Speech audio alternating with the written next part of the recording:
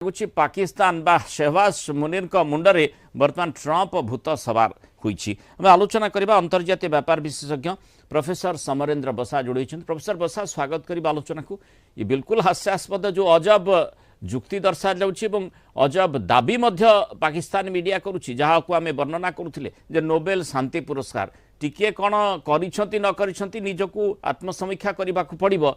ବିଶ୍ୱ ସମୁଦାୟ କେତେ ତାଙ୍କୁ ଗ୍ରହଣ କରୁଛି ସେ କଥାଟି ଅଲଗା। ତେଣୁ ସେହି କ୍ଷେତ୍ରରେ ସେ କ'ଣ ନୋବେଲ ପାଇବେ ବୋଲି ଦାବି କଲେଣି, ଯେମିତି ଟ୍ରମ୍ପ ଦାବି କରୁଥିଲେ।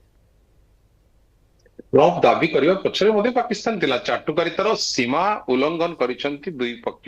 କାରଣ ଯେତେବେଳେ ଗୋଟେ ବ୍ରିଫକେସ୍ ନେଇକି ଯାଇଥିଲେ ଏବଂ ଯୋଉଥିରେ ରେୟାରାତ ଥିଲା, ଶହବାଜ ଶରୀଫ ମୁନିର ହ୍ୱାଇଟ୍ ହାଉସରେ ଡିନର କଲେ। ତାପରେ ତାଙ୍କର ସିଧାସଳଖ କହିଲେ ଯେ 7ଟି ଫ୍ରଣ୍ଟକୁ ଡୋନାଲ୍ଡ ଟ୍ରମ୍ପ ବନ୍ଦ କରିଛନ୍ତି, ତେଣୁ ସେ ଶାନ୍ତି ପୁରସ୍କାର ବା ନୋବେଲ ପୁରସ୍କାର ପାଇବା ପାଇଁ ଯୋଗ୍ୟ।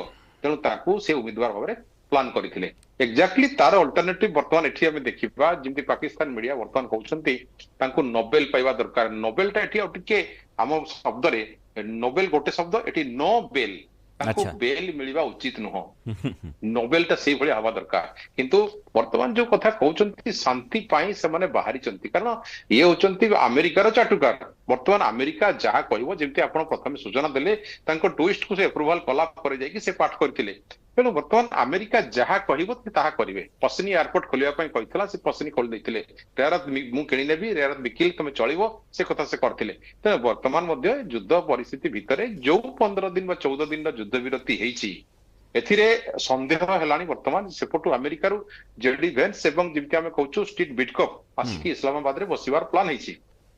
କିନ୍ତୁ ଇରାନ ତ ମନା କରି ସାରିଲାଣି।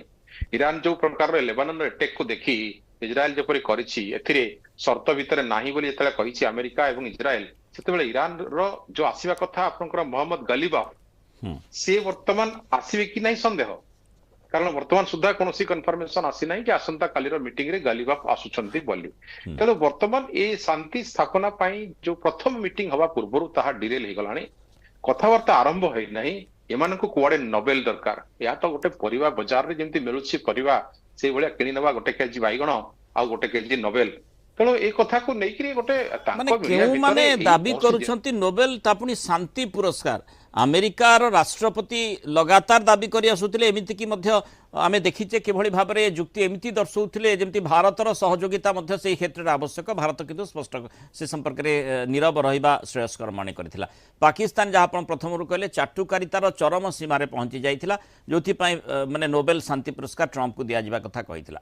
ଆଉ ନୋବେଲ ଶାନ୍ତି ପୁରସ୍କାର ଧରି ମାନେ ଆମେରିକା ଯେଭଳି ଭାବରେ ଯୁଦ୍ଧ ରଣଭୂମିକୁ ଡେଇଁ ପଡ଼ିଲା, ଅନ୍ତତଃ କିଭଳି ଶାନ୍ତିପୂର୍ଣ୍ଣ ବାତାବରଣ ପୁରା ବିଶ୍ୱରେ ବର୍ତ୍ତମାନ ସୃଷ୍ଟି କରିଛନ୍ତି ଟ୍ରମ୍ପ, ସେ କଥାଟିକୁ ଟିକେ ମଧ୍ୟ ବିଚାର ନିଶ୍ଚିତ ଭାବରେ, ଯଦିଓ ସେତେବେଳେ କେହି ଭାବି ବି ନଥିବେ ଯେ ଇରାନ ଯୁଦ୍ଧକୁ ଏଭଳି ସ୍ଥିତିକୁ ଟାଣିବେ ଟ୍ରମ୍ପ, କିନ୍ତୁ ସେତେବେଳେ ଚର୍ଚ୍ଚା ବି ହେଇଥିଲା ଯେ ଯେଉଁଭଳି କିଭଳି ଢଙ୍ଗରେ ମାନେ ସେ ବିଭିନ୍ନ ସ୍ଥାନରେ ତାଙ୍କର ଆଭିମୁଖ୍ୟ ରଖୁଛନ୍ତି। ଆଉ ଏଠି ଯେଉଁ ବିଷୟବସ୍ତୁ ଆମେ ଦେଖୁଛେ, ଯେଉଁ ପ୍ରସଙ୍ଗରେ ସେତେବେଳେ ମାନେ ଭାରତ ପାକିସ୍ତାନ ଯୁଦ୍ଧକୁ ବନ୍ଦ କଲେ ବୋଲି ଟ୍ରମ୍ପ ସେତେବେଳେ ବିଭିନ୍ନ ଯୁଦ୍ଧ କଥା କହୁଥିଲେ, ତା ଭିତରୁ ଇଏ ଗୋଟେ ଯୁଦ୍ଧ ଦର୍ଶାଉଥିଲେ। ଆଉ ସେଇ ଆଧାରରେ ସେ ନୋବେଲ ଦାବି କରୁଥିଲେ। କିନ୍ତୁ ବର୍ତ୍ତମାନ ସେଇ ପାକିସ୍ତାନ ଯିଏ ଆମ ସହିତ ଲଗାତାର ଭାବରେ ଛାୟାଯୁଦ୍ଧ ଚଳେଇଛି ଏବଂ ସିଧାସଳଖ ଯୁଦ୍ଧକୁ ମଧ୍ୟ ବହୁବାର ଆସିଛି, ପରାସ୍ତ ବି ହେଇଛି, ସେଭଳି ଗୋଟିଏ ଚରିତ୍ରର ଦେଶକୁ ମାନେ ସେଠି ଗଣମାଧ୍ୟମ କେମିତି ଚିନ୍ତା କରୁଛି ଯେ ସେଇ ଦେଶକୁ ଗୋଟେ ନୋବେଲ ଶାନ୍ତି ପୁରସ୍କାର ଦିଆଯିବା ପାଇଁ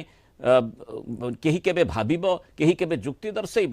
ଇଏ ତ ବିଲକୁଲ ଅଜବ ଏବଂ ହାସ୍ୟାସ୍ପଦ।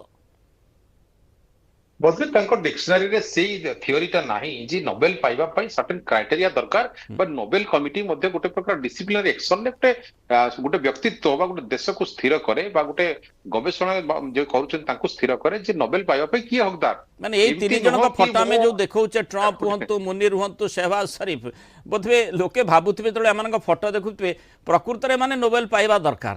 ତେଣୁ କହିବାର ଶୈଳୀଟା ଆଉ କହିବାର ତାତ୍ପର୍ଯ୍ୟଟି ଲୋକେ ମଧ୍ୟ ବୁଝିପାରିବେ।